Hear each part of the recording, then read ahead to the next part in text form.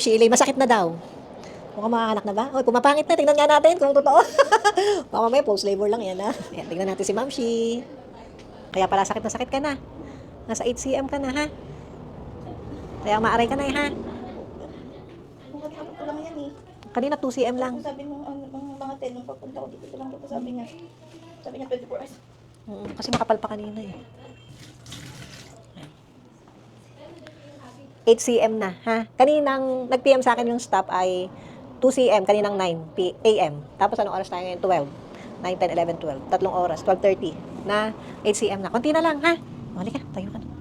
Kaya pala pumangit na eh. Kanina maganda-ganda eh. Ngayon, eto na, malapit na.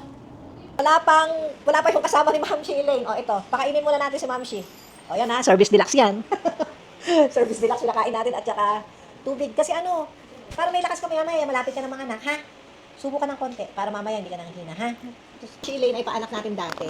Yan, maganda nga yung mga nagsisibalik sila dito. At ito, nagbabalik. Maaray-aray na si Mami. Kaya nilito na natin dito sa motor. Aray na? Hindi ka na? Oh!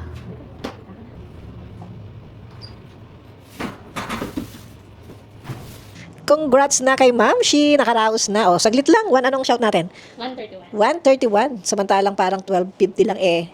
Sabi ko sa'yo, 8 cm ba yun? Ayan, congrats na. Ito na si baby.